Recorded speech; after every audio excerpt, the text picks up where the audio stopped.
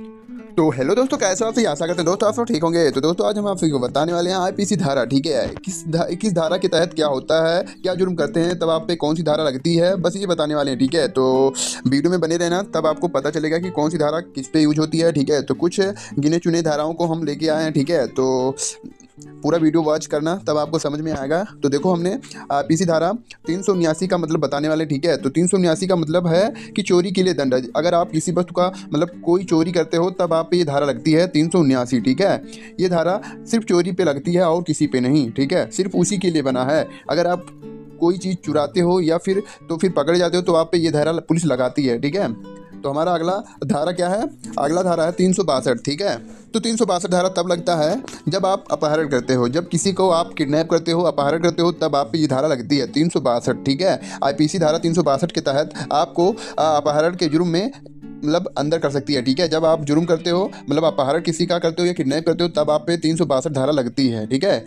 I think आपको समझ आया होगा कि 362 धारा कब लगता है। ठीक है, तो अपहरण करने पे लगता है, जब आप किसी को किडनैप करते हो।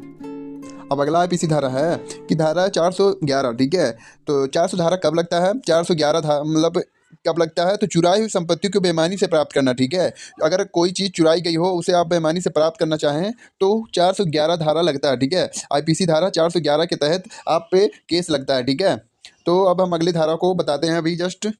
हमारा अगला धारा है आईपीसी धारा 415। इसके तहत आप अगर किसी के साथ छल करते हो, तब आप पे ये धारा लगाई जाती है। ठीक है, अगर आप किसी के साथ छल करते हो, तो आप पे ये धारा लगाया जाता है। तो हमारा अगला है आईपीसी धारा 309।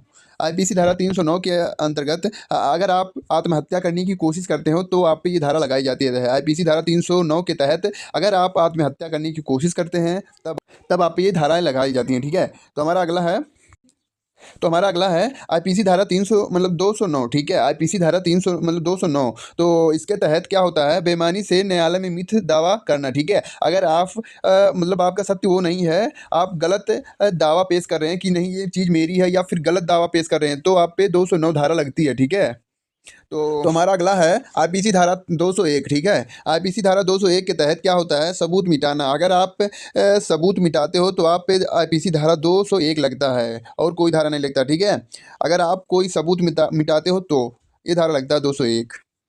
और इसी के साथ हमारा अगला है आईपीसी धारा 506। 506 के तहत धमकाना। अगर आप किसी को धमकाते हो, जो कोई भी आपराधिक धमकी का अपराध करता है। ठीक है, अगर आप किसी को धमकाते हो, तो आप पे ये धारा लगती है 506। ठीक है, आप अगर किसी को धमकाते हो, तो इसी के साथ हमारा अगला है आईपीसी धारा। तो हमारा अगला है आईपीसी धारा 504। इसके तहत क्या होता है? शांति भंग करने के इरादे से जानबूझकर अपमान करना। ठीक है, तो यही होता है इसका मतलब।